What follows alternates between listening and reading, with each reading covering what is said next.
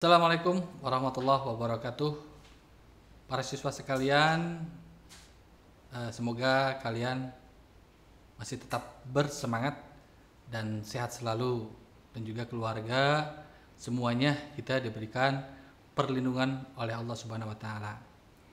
Baiklah anak-anakku sekalian, para siswa sekalian, untuk materi selanjutnya kita akan membahas tentang lagu daerah.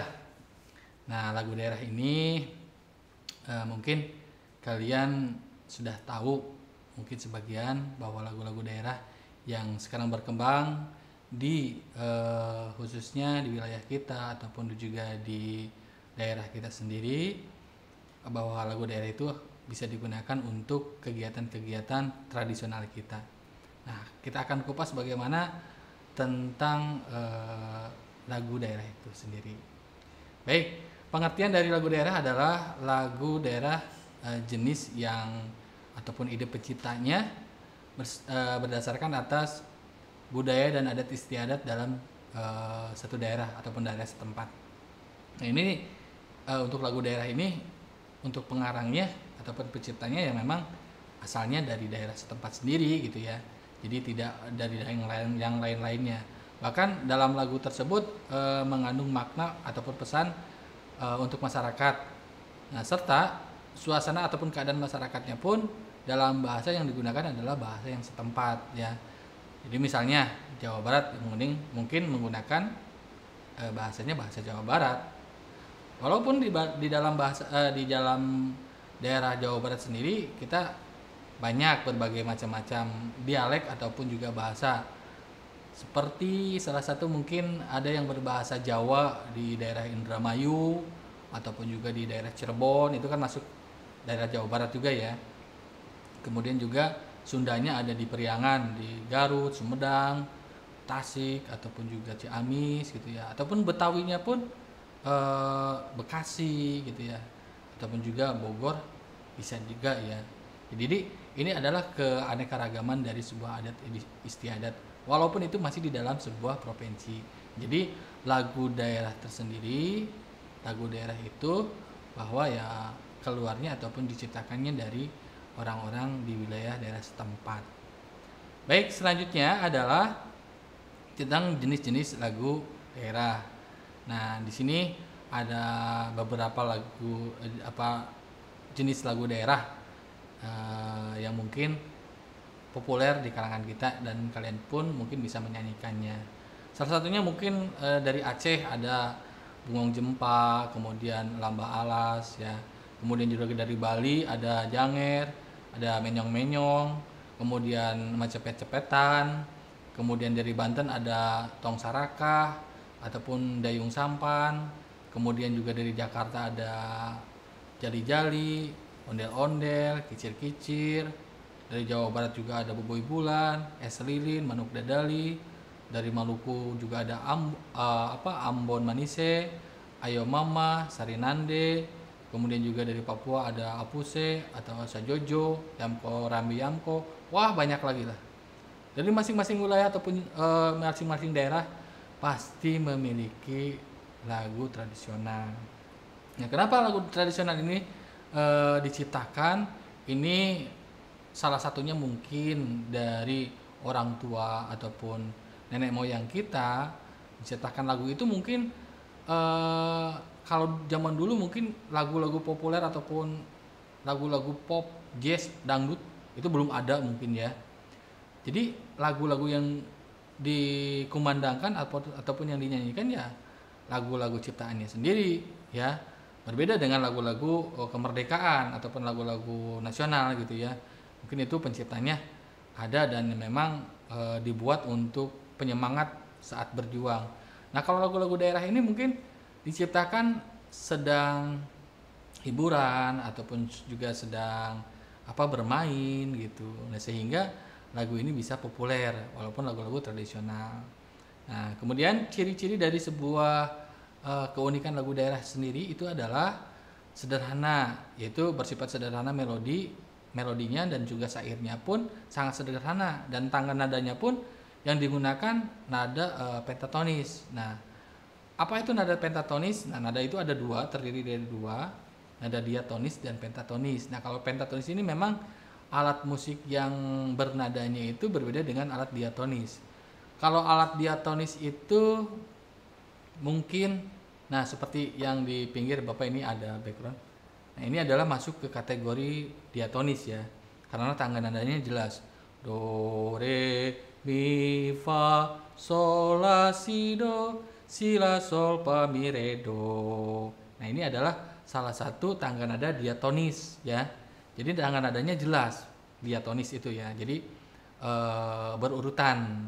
Nah, kalau pentatonis ini seperti halnya, kalau ini diatonis itu bisa di musik piano ataupun juga gitar. Nah, kalau pentatonis ini susah dan sulit untuk menggunakan nada-nada seperti di alat musik piano ataupun gitar. Nah, bisanya menggunakan alat-alat musik yang pentatonis seperti apa? Kecapi, suling ya. Kalau di pentatonis di Sunda itu ada da minatila da minatila. Nah, itu adalah tangga nadanya di dalam pentatonis. Nah, lagu-lagu daerah ini jarang sekali untuk menggunakan nada-nada yang diatonis, apalagi di lagu-lagu Sunda. Nah, lagu-lagu Sunda ini kebanyakan menggunakan nada-nada pentatonis ya. Nah, sehingga saat dikolaborasikan dengan diatonis memang sedikit sulit kalau misalkan memang alat musiknya berbarengan. Tapi kalau misalkan berbeda alat musiknya bisa saja. Contoh misalkan lagu apa ya, lagu di Jawa Barat itu contohnya lagu Es Lilin. Es Lilin mungkin kalau misalkan di kecapi suling bisa digunakan dengan alat-alat musik yang diatonis, tapi bisa juga menggunakan alat menggunakan alat pentatonis, tapi juga bisa dikolaborasikan dengan alat-alat diatonis ya. Es lilin macece kalapa muda. Nah, itu ketukannya mungkin dibedakan. Nah, kalau misalkan di diatonis es lilin macece, ada cengkokan-cengkokan Sundanya, kemudian juga berimprovisasinya lebih kaya. Berbeda dengan nada-nada yang diatonis. Kalau diatonis itu ketukannya jelas. Saat kita menggunakan ketukan 1/4, tuh 2, 3, 4 misalkan. Es lilin macece. Jadi begitu ketukan. Nah, kalau diatonis bebas, yang jelas masuk nada kepada nada diatonisnya. Nah, itu adalah sifat dari sebuah kesederhanaan di lagu-lagu daerah ya. Kemudian dari keunikan lagu daerah sendiri selain sederhana, kemudian juga kedaerahan. Nah, kedaerahan itu adalah liriknya ya. Liriknya itu khas dari bahasa setempat. Apuse kokondao. Nah, itu kan bahasa-bahasa Papua gitu ya. Kemudian apalagi yamko rambe yamko. Itu lagu-lagu daerahnya. Di Sundanya mungkin ada. Kalau di Jakarta misalkan ini dia si Jali ya, mungkin bahasanya bahasa Indonesia karena Jakarta menggunakan bahasa nasional ya.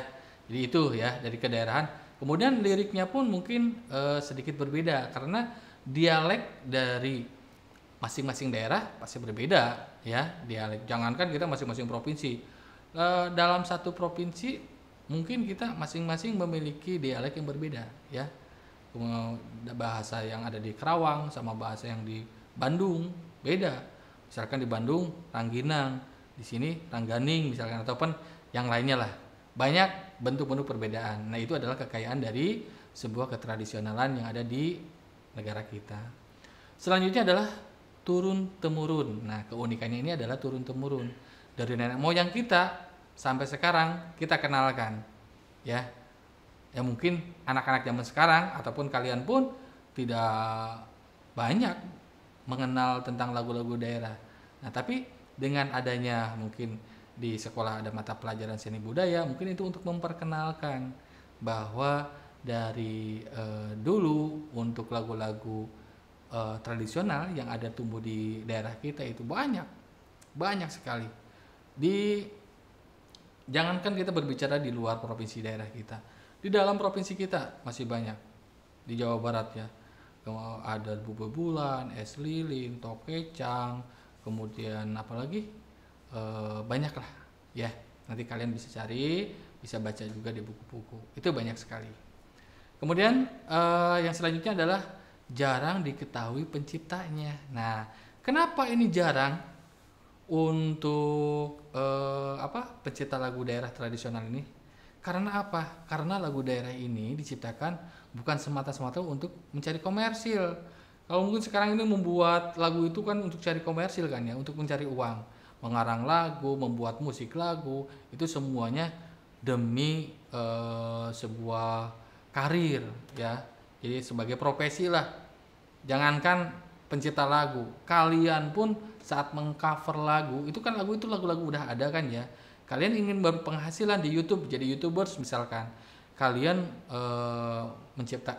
mengaransemen ulang lagu dari lagu yang udah ada, kalian bikin cover, kalian bisa ya. Nah, ini kalau yang tradisional ini penciptanya memang tidak diketahui dan tidak tertulis. Ada sih ada ya, pasti ada. Karena lagu itu kan kita kembangkan. Ya mungkin yang ada, yang nggak ada. Tapi kebanyakan tidak ada. Nah, jadi ini adalah ciri keunikan dari sebuah lagu daerah ya. Jadi lagu daerah itu diciptakan bukan semata-mata untuk tujuan komersil, tapi lagu daerah itu kebanyakan dinyanyikan pada saat bermain. Nah, seperti yang tadi Bapak bilang, kemudian juga musim panen, juga waktu senggang ataupun juga meninabobokan anak kecil. Nah, jadi lagu-lagu itu mungkin secara tidak langsung, secara tidak sengaja dia ciptakan dan didengar oleh orang lain, wah enakin, dibuat, dikemas menjadi sebuah lagu. Nah, ini ya. Jadi ciri-ciri dan keunikan dalam sebuah lagu daerah itu seperti itu. Jadi sangat luar biasa. Orang-orang Indonesia, mungkin di negara lain belum ada atau tidak ada ya.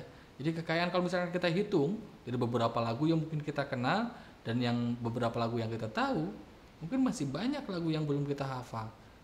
Ya, khususnya di lagu-lagu daerah ya. Baik, selanjutnya adalah unsur-unsur dalam sebuah lagu daerah. Yang pertama adalah nada.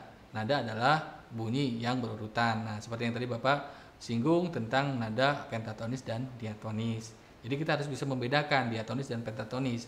Dalam sebuah nada itu yang memang bervariasi gitu ya. Apalagi kan keberkembangan musik itu sangat pesat lah gitu ya. Bahkan ya mungkin di wilayah kita ataupun di luar mana lah gitu ya, sekolah musik pun sekarang sudah banyak. Sekolah musiknya apa aja? Ada yang les gitar, privat piano, kemudian drum, vokal ataupun yang lainnya. Jadi ini adalah merupakan keberkembangan dalam sebuah seni musik. Kemudian irama. Nah, irama ini adalah memberikan perasaan ritmis. Nah, karena pada hakikatnya irama ini adalah sebuah yang menggerakkan perasaan yang erat hubungannya dengan gerak fisik. Nah, kenapa? Irama itu sebuah ritmis. Saat kita bernyanyi tanpa menggunakan irama kita nggak enak, ya. Jadi irama itu kita kalau misalkan kita menyanyikan lagu apa ya, es lilin seperti yang tadi ya, Bapak. Es lilin macece. Nah, itu kan ritmisnya ataupun iramanya pun ada. Jadi enggak es lilin macece itu tanpa irama. Nah, jadi irama itu ritmis yang bisa mengandung bergeraknya fisik kita. Ya, ada kan kalau misalkan penyanyi dangdut ataupun penyanyi sinden yang si bibirnya itu gerak rahangnya itu bergerak-gerak. Nah, itu untuk mendapatkan sebuah irama yang mungkin bisa dinikmati oleh para pendengarnya.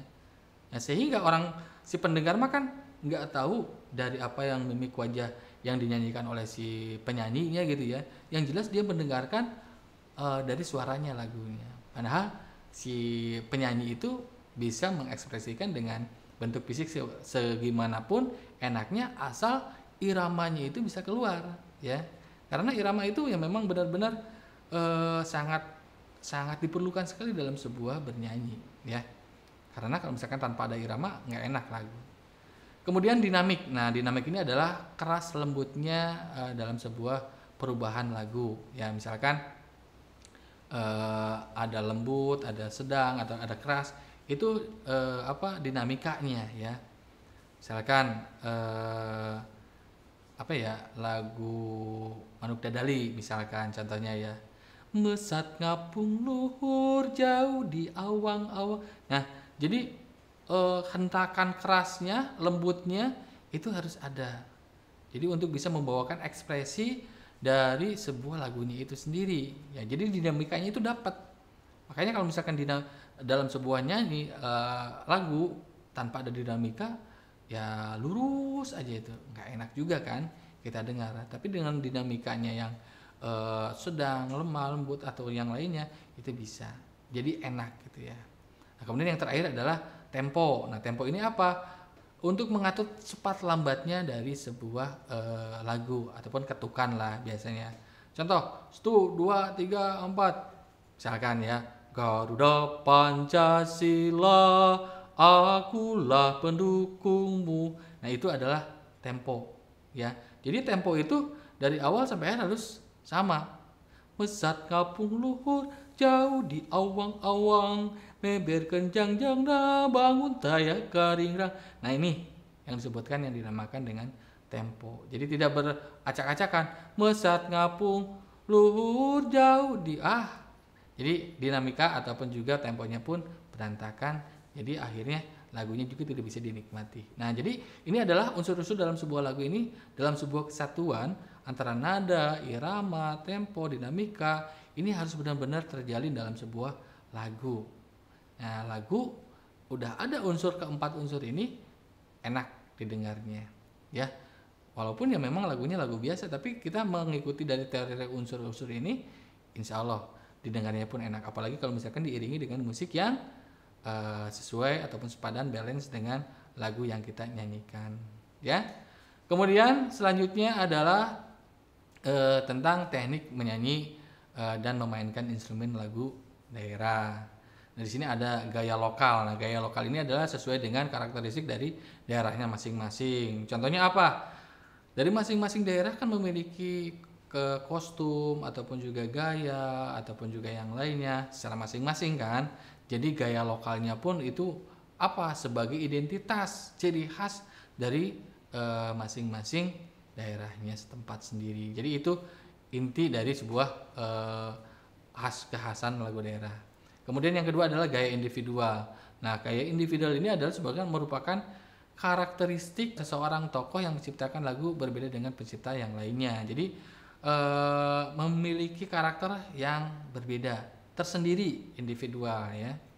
Kemudian yang ketiga adalah gaya periodikal. Periodikal ini adalah sebuah karakteristik zaman tertentu yang menghasilkan gaya musikal yang dapat dibedakan dari berbagai bentuk karya musikal yang ada seperti pada musik Betawi, kemudian gambang kromong ataupun juga keroncong yang asli ataupun musik-musik yang lainnya. Jadi periodikal ini adalah karakter ya zamannya gitu, pada zamannya sendiri. Jadi khas lah gitu ya. Nah, kemudian di dalam sebuah teknik menyanyikan lagu ataupun memainkan instrumen lagu daerah ini juga ada teknik vokalnya juga ya, seperti yang tadi ini pengembangan dari teknik vokal yang tadi, yaitu ekspresi penjiwaannya itu ya di dalam sebuah lagu, nyanyi lagu apapun itu penjiwaan harus tetap ada. Kemudian presering. Nah, presering ini adalah sebuah tekanan penggalan kalimat pada lagu seperti yang tadi ya, mesat ngapung luhur. Jadi jangan sampai saat kita memenggal sebuah kata dalam lagu, jangan sampai salah mengandung artinya ya. Jadi harus jelas penggalannya itu. Mesat ngapung luhur, jauh di awang-awang. Itu jadi jelas penggalannya ya. Jadi enggak mesat ngapung. Jadi mesat ngapung. Nah, itu kan udah beda gitu. Mesat ngapung itu beda artinya nantinya. Jadi presering ini kita harus benar-benar untuk dalam pemenggalan kalimat ataupun kata-kata dalam sebuah lagu agar tidak mengandung arti yang lain. Kemudian yang terakhir adalah teknik mengiringi lagu ataupun intro sebagai awal. Nah, kan di sini dalam sebuah pengiringan teknik instrumen lagu daerah ini memang ada yang namanya melodi. Melodi ini adalah sebagai pembuka instrumen lah gitu ya. Perlu, kenapa? Itu adalah sebagai pembuka saat kita nanti nada kita akan masuk. Jadi nggak seperti chat langsung nyanyi gitu, enggak, ada melodinya dulu. Kemudian lagu bernyanyi, kemudian juga ada interlude. Interlude itu adalah melodi di tengah-tengah sebelum nanti kita masuk lagi ke rap ataupun juga ke syair yang awal. Nah, kemudian ada pun juga koda. Koda itu adalah penutup pada sebuah lagu. Ya bisa juga diisi dengan melodi. Nah, itu ya para siswa sekalian. Jadi dalam keberkembangan musik daerah ini kita tetap masih menjaga keharmonisan ataupun juga ke apa ya? Menjaga dari eh, keberkembangan musik seni musik tradisional ya. Di mana masih tetap terjaganya ya, mungkin masih ada di acara-acara adat, kemudian juga di acara-acara ritual, itu masih banyak di daerah kita dan itu tidak akan pernah hilang sampai kapanpun. Karena apa? Yang namanya negara Indonesia adalah negara yang kaya akan Nusantara dan lagu daerah tradisional, jadi tidak akan pernah punah sampai kapanpun. Kalau misalkan sampai sekarang ini kita masih tetap mempelajari tentang bagaimana keberkembangan musik-musik ataupun lagu-lagu tradisional, karena itu adalah salah satu sebuah warisan dari nenek moyang kita yang tidak boleh akan kita punahkan. Kita harus tetap pertahankan.